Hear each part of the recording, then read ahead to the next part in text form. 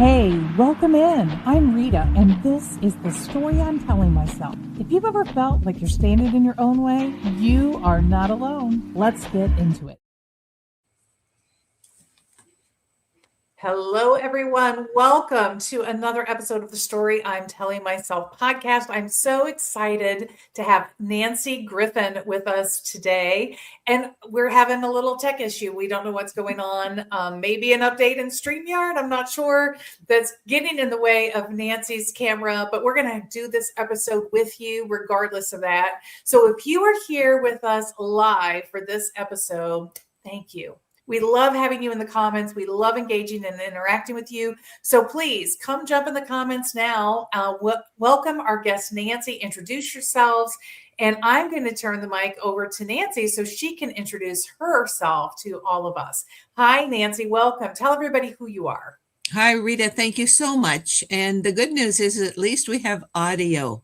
So we also have to be thankful for what we have rather than focusing on what we don't have. And of course, I got myself all gussied up for this event, and you won't see how lovely, beautiful I am. Oh, well, whatever.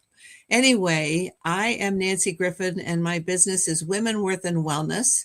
It is 32 years old this year. If you want to connect with Nancy, womenworthwellness.com is the website.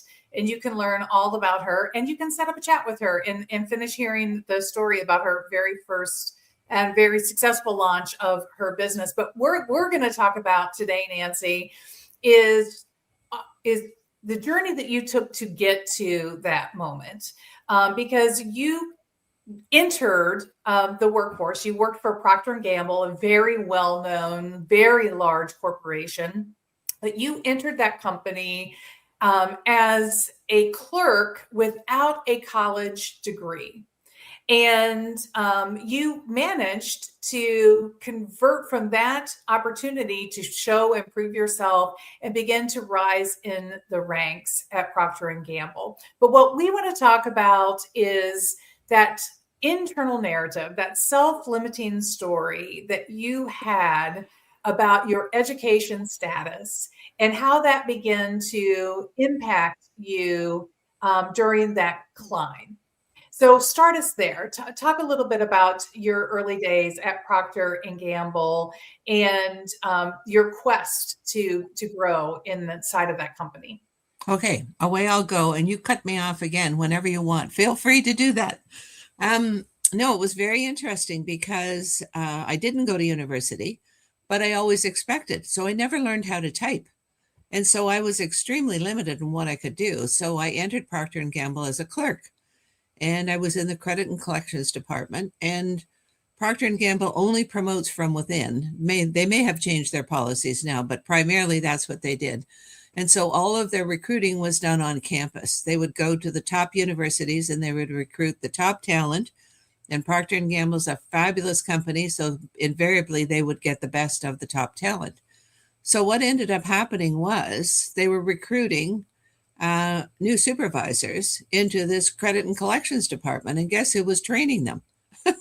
And finally, one of them said, you know what? If she's doing all the training, she knows at least as much as we do and probably more. I think she should be promoted into management. And that was a big, big, big deal.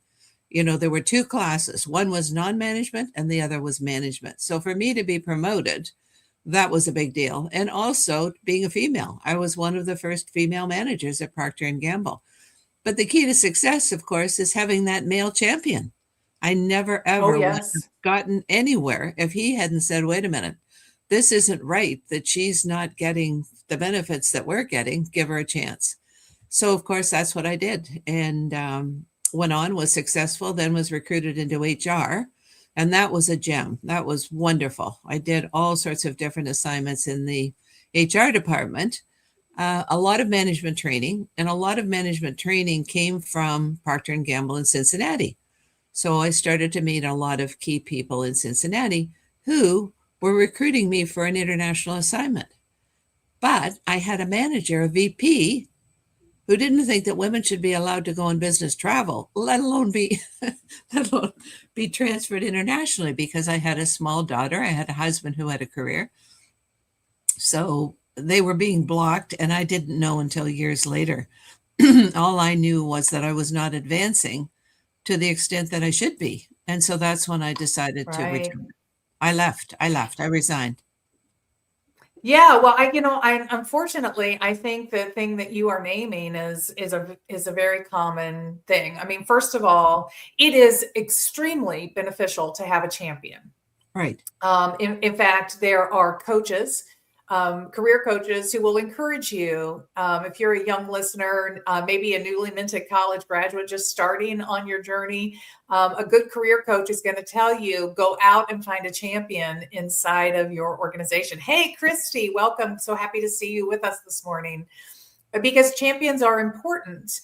However, what you came to realize in relying on that champion, Nancy, is that you were more passive than participating. Exactly. Exactly.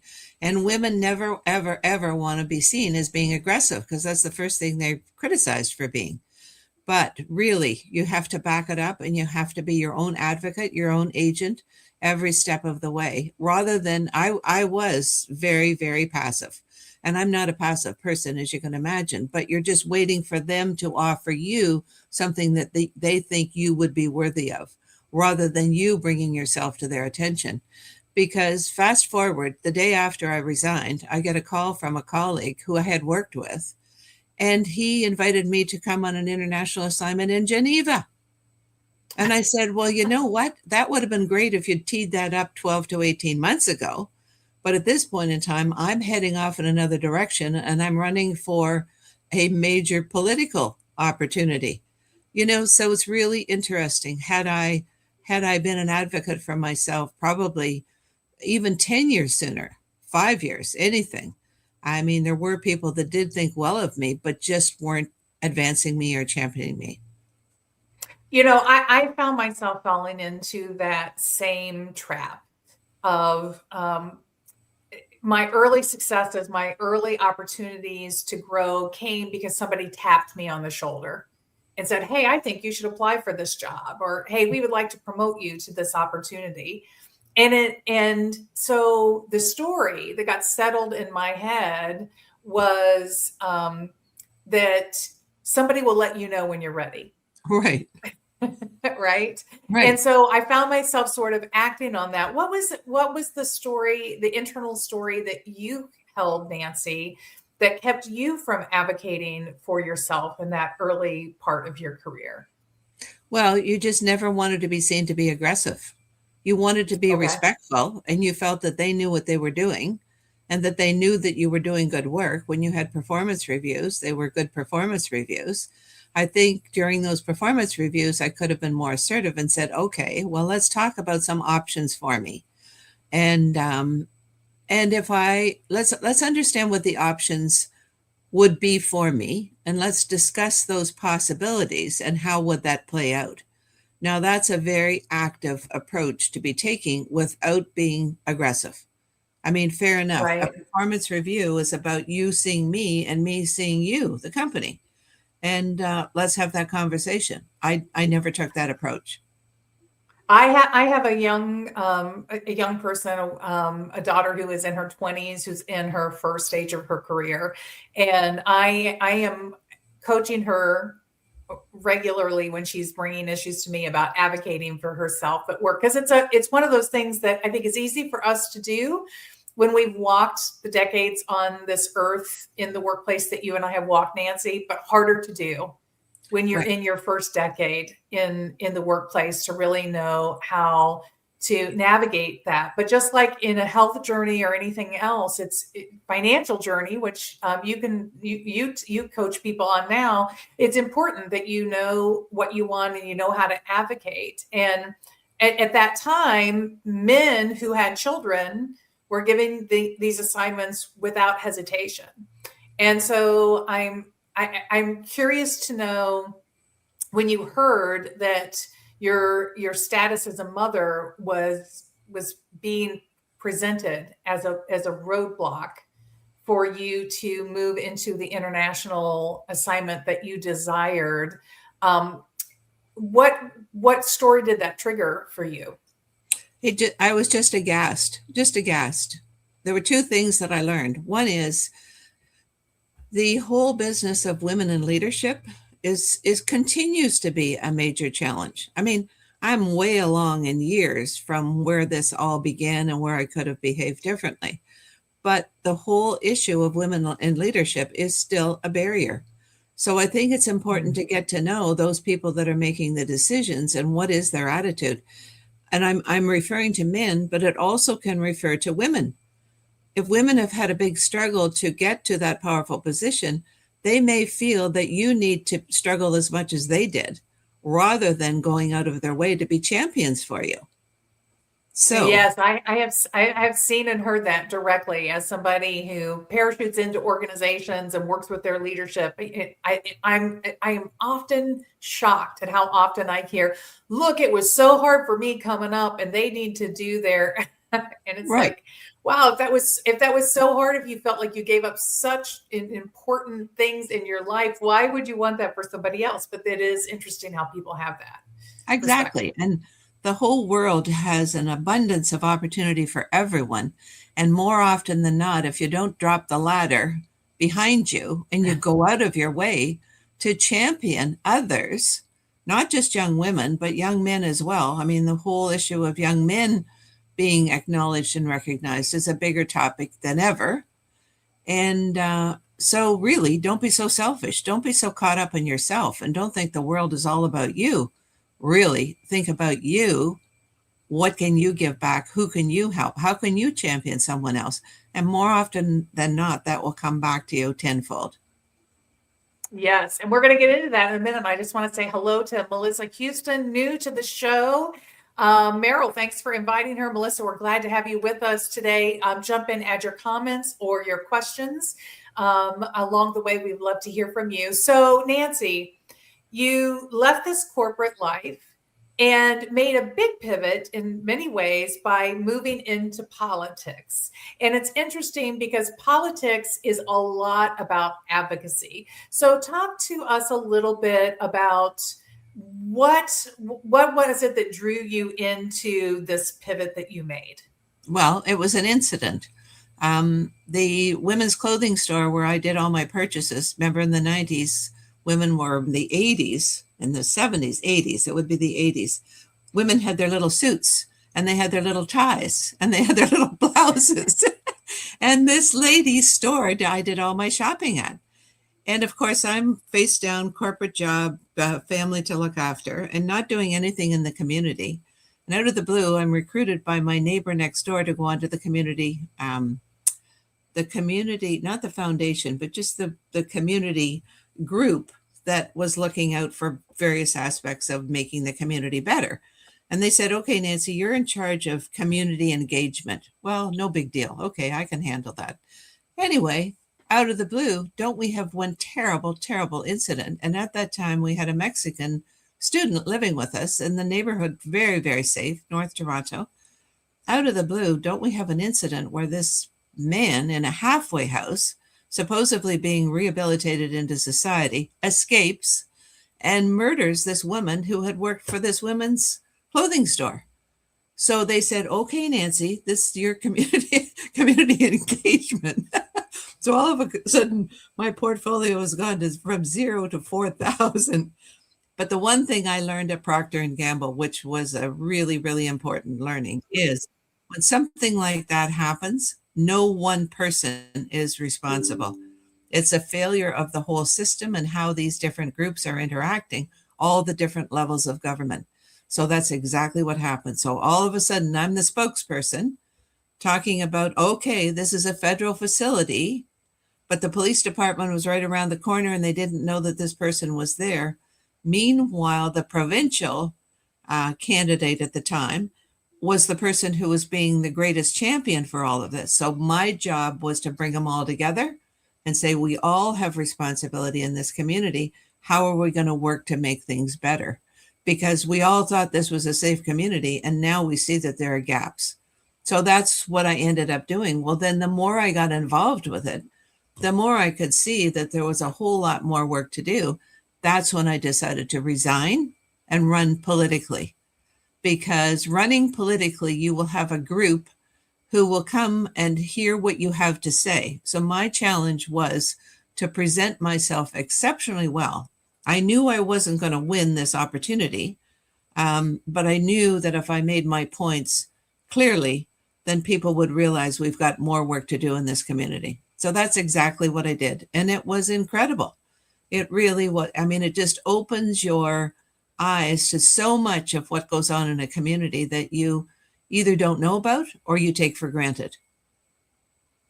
So looking back on that time in your life and making the comparison of the young professional you were at Procter and Gamble in your early development years and the person you were required to be at this important time in your community, what permissions did you have to shift and give yourself in order for you to be as effective as you needed to be in your community that maybe you were withholding from yourself in your corporate Right. life? Well, first of all, I had to be extremely professional wherever I was. Didn't matter what you're doing, you need to present yourself professionally. But at the same time, I was now presenting myself with a whole lot more chutzpah.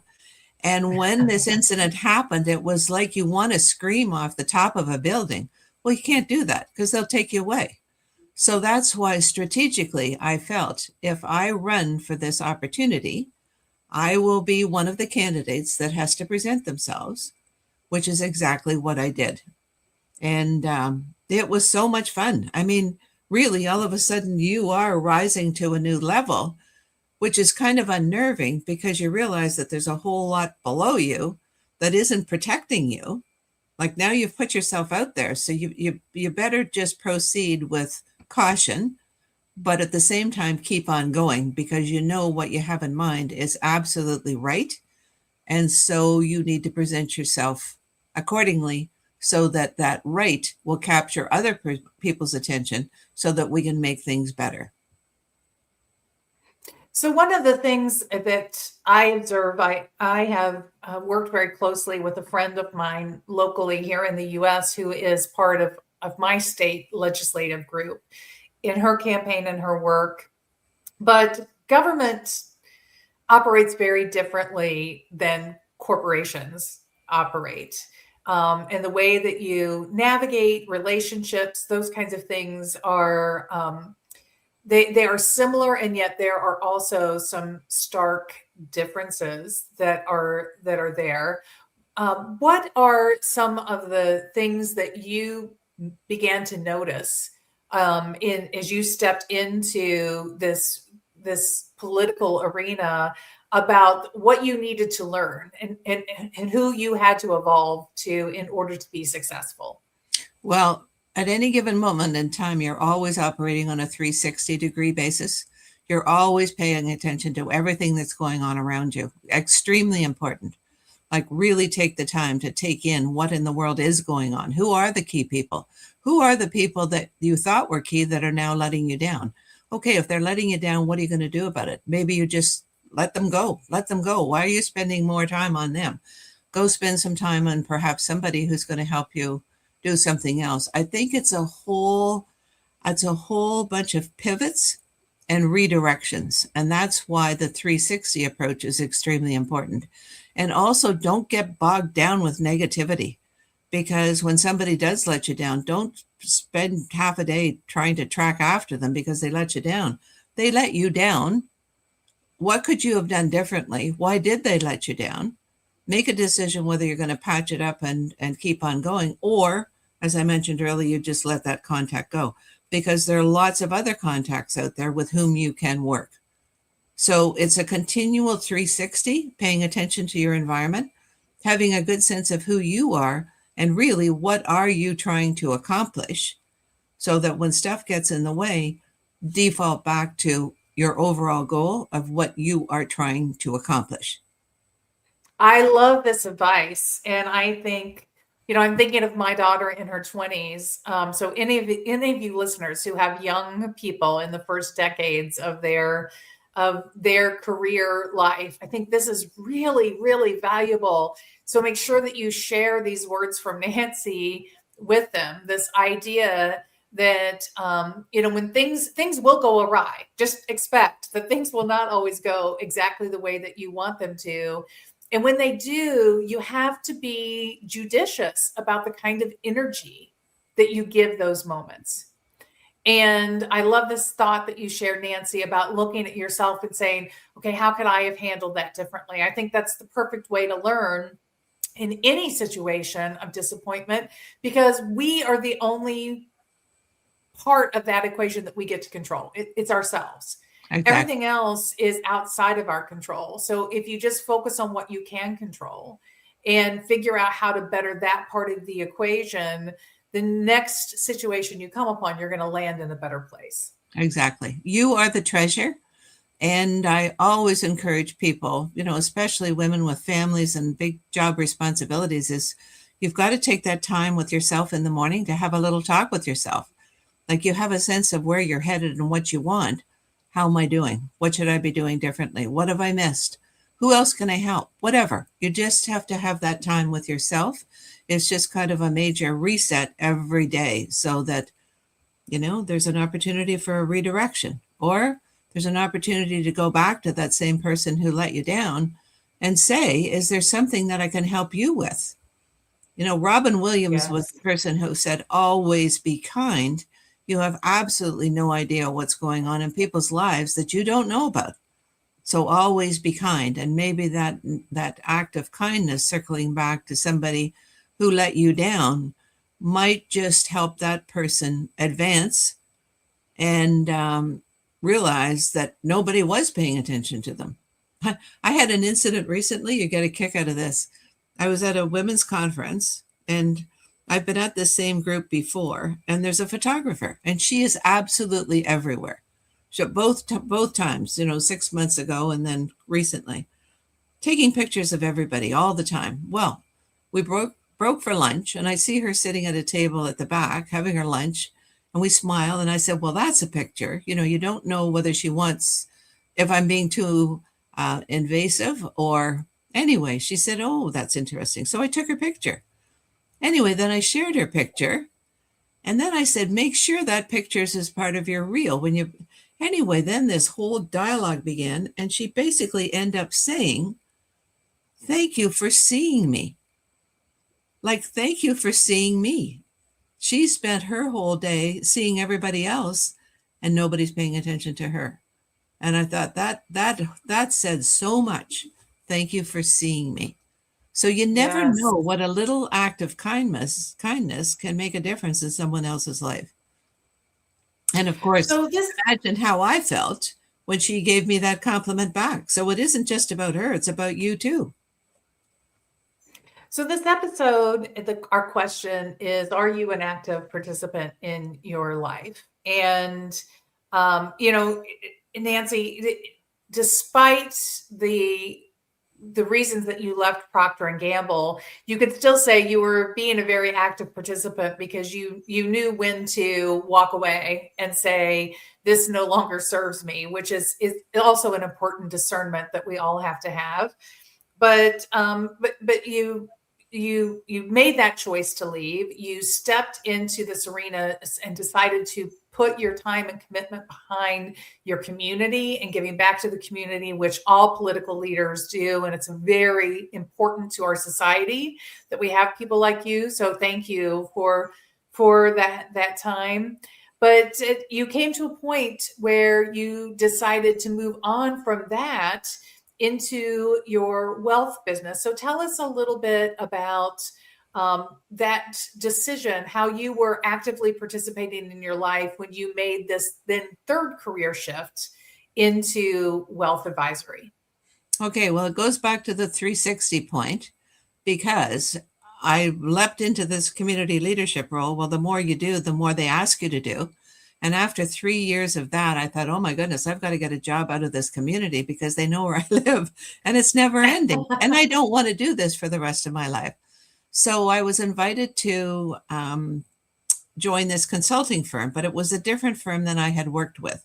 So I went to one of their sessions and met this woman who was working with a different group. So I asked her if we could have coffee. So again, here I am being my own agent. So we have coffee. She hears what I'm planning on doing. And she said, Nancy, I don't know why you're going to do that for the next 20 years of your life. Really, I'm not so sure that that's a growth industry. She had been a VP at a big company in Canada and had been given a bag load of money, went to this one guy. She did not like the advice she was being given. So what she did, she started into wealth advisory herself. And so she said, Nancy, I think this is something you should take a look at. Now I'm going 180 degrees in another direction from where I'm headed. And had she not been a champion for me, and had I not paid attention to what she was recommending, I never would have been in wealth management. Once I got into wealth management, I was sorry I hadn't been there 10 years early. I really was sorry, but that person made all the difference in my life. And it was just a moment in time. We didn't become good friends or even good contacts. She just linked me up with her manager, met her manager. We got along. He said, go get your licenses and, blah, blah, blah. And of course, the rest is history. And I love that, and this gets to a quote that Meryl put in. I want to share this. Don't forget to send the elevator back down. And I think that story is a great example of that. I mean, here's somebody who there was nothing in it for her, but she saw you in that moment. She saw you. She saw your passion. She saw your capability. She saw all of the things that had her draw this very quick conclusion that she could see a different path for you, and she offered that to you. And what a kindness that is! Amazing. To speak new possibilities into people. And all she did was introduce the opportunity for my consideration. There were no guarantees. She wasn't overriding anything. She was just saying, this is what I think you should take a look at doing. This is what I'm doing. And again, it was women in wealth. And she said, I think there's a huge opportunity given the things that you've done, especially being in HR. There are a lot of things that that you can bring to the table in that role. And it was so true. Well, and it really is a beautiful bridge to the advocacy that you found in the political arena, because as you were starting to share in the intro, what you entered this role at a time when women's salaries were starting to grow, women's opportunities were growing, and women needed to be educated about wealth building. And you could get very passionate, and you are very passionate about helping women understand so that they have the financial securities that so many men had known the pathway to, but at that time was not really available to women. Exactly. The other thing that I did, Rita, was I partnered with a hospital in Toronto called Women's College Hospital, over 100 years old, doing all sorts of seminars and events on women's health. But I also started their first golf tournament. Remember, the 90s was when women said, wait a minute, I think I need to learn how to play golf because that's where all the guys are. And so did their first. Yeah, I mean, let's be honest. It was just like, if you want to rise in business, you got to follow the men's playbook. I mean, that was the 90s thing. And I'm so happy that I think we have sort of evolved past that now. But yes. Exactly. No, it was terrific. Really, really terrific. But again, being an entrepreneur and having to build your own business, obviously you've got to advocate for yourself. You've got to figure it out. And that's my point about 360. Pay attention to trends, pay attention to people, pay attention to you versus those trends and those people so that you can bring your best forward. And I'm doing this series now with accomplished women, and they share their 3 pearls of wisdom. This one woman said her number 1 was ride the wave. So that's really, in essence, what I'm saying is figure out what's going on, who you want to be with, where you fit in. And if it's working, then carry on, keep on doing it and do it as well as you possibly can. Well, I find it interesting, Nancy, that many people speak about the millennial generation and the fact that they have so many big career transitions. And you are not a millennial. That's for sure. You're a little bit older than a millennial, but I think that you have found success in each of these paths. You were very successful at Procter & Gamble. You were very successful in leading and implementing the things that you care about in your community. And now you've had many decades very successful in your wealth management work. Being able to live into the passion, to the things that you care deeply about, where you have real meaning in your work. And I think when we are chasing meaning, when we are trying to organize our lives around things that really bring us deep fulfillment, it does mean that sometimes you have to give yourself permission to pivot and change course. Exactly. And that's why you need to keep talking to yourself. Like, really, how am I doing? What do I want? What else can I think about that would make me really happy? Who else can I help? Think about beyond yourself, because giving back really has big dividends in terms of who you know that you might share with somebody else, obviously from a financial standpoint, but thinking about something beyond yourself is finding a way to bring your own treasure forward. I love that. And I just find your story so inspiring, Nancy. I think this is the perfect timing. I keep saying that there's serendipity in this show, and having this particular conversation at this juncture when we just graduated so many amazing young people out of colleges and high schools that are entering the workforce, that are starting that first decade. I want you all to hear and know that you don't have to have it all figured out. Follow your meaning in this moment and know that the next pivot will come when it's time for it to come, and you'll be ready for it. And if you are looking for a little inspiration, Nancy just gave it to you, because she has walked this path ahead of you, and she would champion it all over again. So you are on a good and solid path. Nancy, before we close the show, any final words of wisdom you want to share with our listeners? I'll just reinforce what you just said. Our daughter, when she was in grade 8, heading into high school, had a psychologist to come in to speak to these. She was at a private girls' school. And the psychologist said, you don't have to think about what you want to be when you grow up. You think about, what do I want to do first? And that's just reinforcing what you just said. And what I'm saying is your life is an adventure. And more than ever, you have to pay attention to what's going on around you. When they chose the courses that they ended up graduating from, the world is probably much different, and they might have chosen things differently. But you know what? So what? None of us can go back. We pay attention to what's going on right now. What are the trends? What are the opportunities? What do I want? How does this all fit in? And just get started and move on from there. Yeah, and be the active participant. Don't sit back and wait. Find your champions, leverage those champions, but make sure that you are staying active in your life. I just want to share these words from Melissa Houston before we go. She says, I use the mindset of reach back, pull forward.